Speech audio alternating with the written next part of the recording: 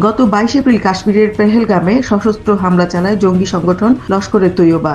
পাকিস্তানের গোয়েন্দা সংস্থা আইএসআই এর প্রত্যক্ষ মদদে সংগঠিত হয় এই হামলা। হামলার পরও থামেনি উস্কানি। সীমান্তে প্রতিদিন ভারতীয় সেনাদের লক্ষ্য করে গুলি চালাচ্ছে পাকিস্তান, পাল্টা জবাব দিচ্ছে ভারতও। এরই মধ্যে ভারতীয় সেনাবাহিনী পেহেলগাম হামলায় জড়িত 2 জঙ্গির বাড়ি বোমা ফেলে গুঁড়িয়ে দেয়। গতকাল এক জরুরি বৈঠক করেন প্রধানমন্ত্রী নরেন্দ্র মোদী।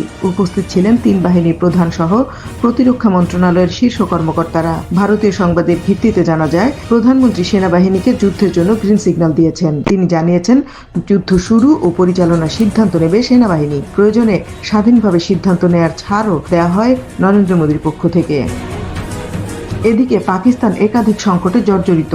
বেলুচিস্তান স্বাধীনের লক্ষ্যে সেনাদের বিরুদ্ধে চলছে মুক্তিযুদ্ধ। ওই অঞ্চলে প্রায় প্রতিদিনই মরছে পাকিস্তানি সেনা। আবার সামরিক উত্তেজনা চলছে আফগানিস্তান সীমান্তেও।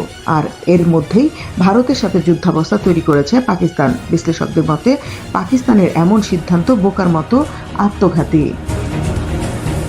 অন্যদিকে পাকিস্তান সেনাবাহিনীর মধ্যেই দেখা দিয়েছে বিদ্রোহ। একাংশের প্রায় 6,000 সদস্য স্বেচ্ছায় বাহিনী থেকে পদত্যাগের আবেদন করেছেন, আর অন্য পক্ষ সেনাপ্রধান আসিম মুনিরের পদত্যাগ দাবি করছে। ঠিক এমন পরিস্থিতিতে আত্মগোপনে চলে গেছেন আসিম মুনির। কথিত আছে, পরিবারকে বিদেশে পাঠিয়ে নিজেও পালিয়েছেন। রাজনৈতিক বিশ্লেষকরা বলছেন, এই যুদ্ধ পাকিস্তানের জন্য ভয়াবহ পরিণতি বয়ে আনবে। এমনিতেই এবার নিশ্চিত বেলুচিস্তান স্বাধীন হয়ে যাচ্ছে। তার মধ্যে এমন পায়ে পাড়া দিয়ে যুদ্ধ বাঁধিয়ে হাতছাড়া হবে কাশ্মীর, পুরো নিয়ন্ত্রণ চলে যাবে ভারতের কাছে।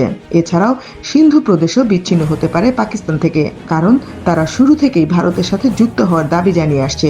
সব মিলিয়ে এবার ভারত পাকিস্তান যুদ্ধ শুরু হলে দিন শেষে হয়তো দেখা যাবে লাহোর, করাচি আর পাঞ্জাব নিয়ে বিশ্ব মানচিত্রে বাংলাদেশের চেয়েও ছোট রাষ্ট্রে পরিণত হবে পাকিস্তান। Desk report, বিবাংলা.net।